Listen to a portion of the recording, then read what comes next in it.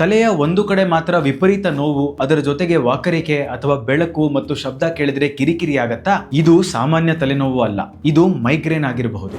ತುಂಬಾ ಜನ ಮೈಗ್ರೇನ್ ಬರೋದಕ್ಕೆ ಗ್ಯಾಸ್ಟ್ರಿಕ್ ಕಾರಣ ಅಂತ ಅನ್ಕೊಂಡು ಯಾವುದೋ ಒಂದು ಪೇನ್ ಕಿಲ್ಲರ್ ನುಂಗಿ ಕತ್ತಲೆ ರೂಮಲ್ಲಿ ಮಲಗಿ ಕಷ್ಟಪಡ್ತಾರೆ. ಆದ್ರೆ ಮೈಗ್ರೇನ್ ಪದೇ ಪದೇ ಯಾಕೆ ಬರುತ್ತೆ ಅಂತ ಯಾವಾಗ್ಲಾದ್ರೂ ಯೋಚನೆ ಮಾಡಿದೀರಾ? ಪ್ರತಿಯೊಬ್ಬರಿಗೂ ಅದಕ್ಕೆ ಒಂದು ಟ್ರಿಗರ್ ಇರುತ್ತೆ. ಆ ಟ್ರಿಗರ್ ಏನು ಅಂತ ಗೊತ್ತಿಲ್ಲದೆ ನೀವು ಎಷ್ಟೇ ಮಾತ್ರೆ ತಿಂದ್ರೂ ಈ ಪ್ರಾಬ್ಲಮ್ ಸಾಲ್ವ್ ಆಗಲ್ಲ. ಹಾಗಾದ್ರೆ ಕಾಮನ್ ಆಗಿರೋ ಮೈಗ್ರೇನ್ ಟ್ರಿಗರ್ ಯಾವುದು? ಮೊದಲನೆಯದು ಊಟ ಬಿಡೋದು ಅಥವಾ ಲೇಟ್ ಆಗಿ ಊಟ ಮಾಡೋದು. ಎರಡನೆಯದು ನಿದ್ದೆ ಕೆಡೋದು ಅಥವಾ ಟೈಮಿಗೆ ಸರಿಯಾಗಿ ಮಲಗದೇ ಇರೋದು.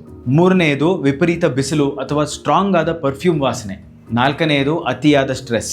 ಇನ್ನು ಕೆಲವರಿಗೆ ಕಡಿಮೆ ನೀರು ಸೇರಿಸೋದು, ಚಾಕ್ಲೇಟ್ ಅಥವಾ ಅಜಿನಮೋಟೋ ತಿಂದ್ರೂ ಮೈಗ್ರೇನ್ ಶುರುವಾಗುತ್ತೆ. ಇದಕ್ಕೆ ಬೆಸ್ಟ್ ಸೊಲ್ಯೂಷನ್ ಅಂದ್ರೆ ಹೆಡ್ಏಕ್ ಡೈರಿ ಮೇಂಟೈನ್ ಮಾಡೋದು. ತಲೆನೋವು ಪದೇ ಪದೇ ಬರ್ತಿದ್ದವರಲ್ಲಿ ತಲೆನೋವು ಬಂದಾಗ ಅದಕ್ಕೂ ಮುಂಚೆ ಏನ್ ಮಾಡ್ತಿದ್ರಿ, ಏನ್ ತಿಂದ್ರಿ ಅಂತ ಬರ್ದಿರಿ. ನಿಮ್ಮ ಟ್ರಿಗರ್ ಯಾವುದು ಅಂತ ನಿಮಗೆ ಗೊತ್ತಾದ್ರೆ ನಿಮ್ಮ ಮೈಗ್ರೇನ್ ಅನ್ನ ಈಸಿಯಾಗಿ ಕಂಟ್ರೋಲ್ ಮಾಡಬಹುದು.